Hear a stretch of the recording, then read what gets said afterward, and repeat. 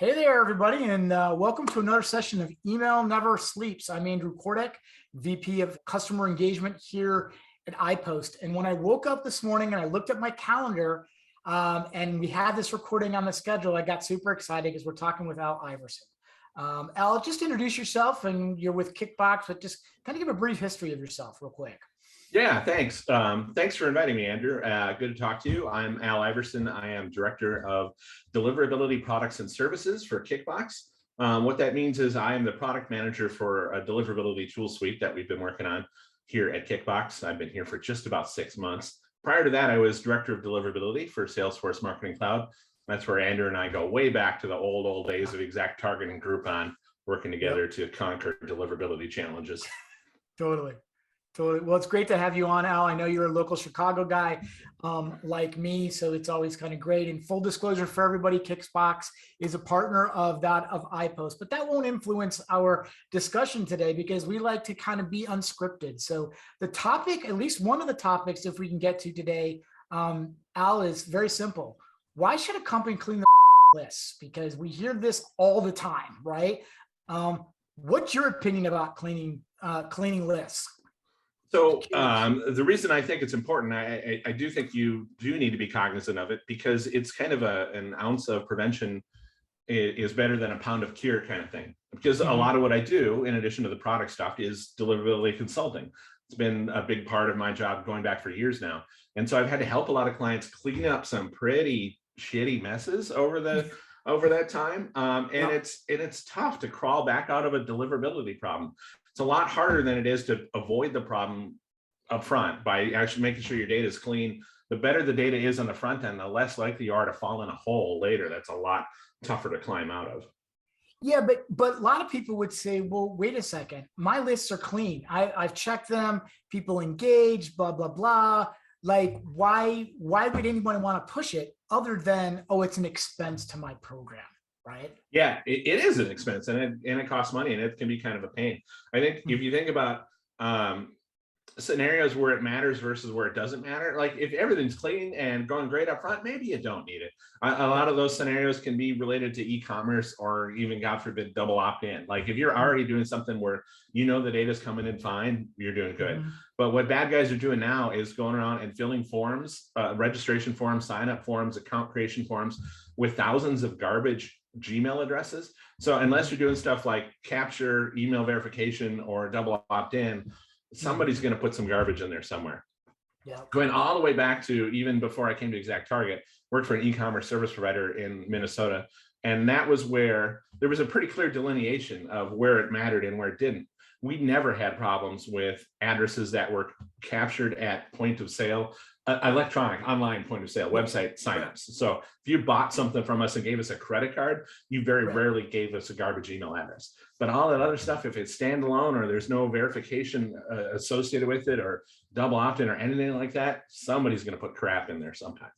So I always look at it from this standpoint. I'm a very blunt individual. So I look at it and say, how much is it going to cost to clean your list or even take a first pass at it, right? Let's say that cost is, let's just randomly throw out there, $10,000 to clean all, a couple million email addresses versus the time that you would spend remediating your reputation, right? Because you have maybe a confirmed spam trap in there, maybe something that's fraudulent, right? And so there's this balance. And I always say, if you like to roll dice, you like to go to Vegas and you love to roll the dice and put $1 million or, play roulette and put $1 million on red, go for it. But you want that extra added insurance, right? To do it. And in the grand scheme of things, yes, it costs money. But in the grand scheme of things, it may not cost you as much money as you think, and how much you would lose, whether you're a retailer or a publisher, how much you would lose money if you hit something that could damage, not just short term, but even longer term, because it's not like the olden days, right? Where you can just snap your fingers and there's no red bat phone, right? to Gmail anymore, right? Where you can do it. So I'm gonna turn the tables here for a second. When is it not okay? Or when should a company not clean their lists? Yeah, so if you want to get away from having to do that, right, then it's all about making sure that what else can you do to make sure the data is good coming in up front? Like I said, that's where if it's stuff associated with e-commerce, it tends to be pretty good, tends to not be as problematic as standalone sign-up stuff. The other bit of it there is, do you already have the automation in place to figure out what to do with addresses over time? Exactly what to do with them varies a lot, right? There's guidance. If you're really hardcore about it, you might say suppress addresses forever if they don't open or click in 6 months. But there's a lot of strategy to do that you could be doing instead to figure out what to do is sort of a life cycle subscriber management process, right? Whether that be you identify your, like I look at it like this, you identify who your most engaged are, and those are kind of your safe to mail all the time. And then you figure out the ones who aren't as engaged, and you figure out what to do with them strategy wise. Could you mail them less often, mail them in little slivers, mail them slower, put them into a win back sort of drip campaign, something where after some period of time, you eventually suppress those. If you do that and you're on top of the whole concept that an email address is not forever, then you don't necessarily have to validate or revalidate it over and over and over. Those are the people where they trip up the most. Is they don't validate up front and somebody's putting garbage in forms, or they grab onto every email address they've ever had and they think every email address is mailable forever no matter what. That's how you sort of step in the shit, basically. And it's funny, kind of segueing into the next topic I want to talk about is purging, right? I've seen organizations which has very loose purging options, meaning getting rid of email addresses, right? And I remember the whole, sometimes people like to draw the line of delineation, 12 months, 6 months, 28 months, whatever that case may be. One of the most aggressive ones that I ever saw is if they did not engage, meaning an open or a click, or they were wrapping site traffic into it after 2 weeks, they would purge them. And so they got like uber aggressive.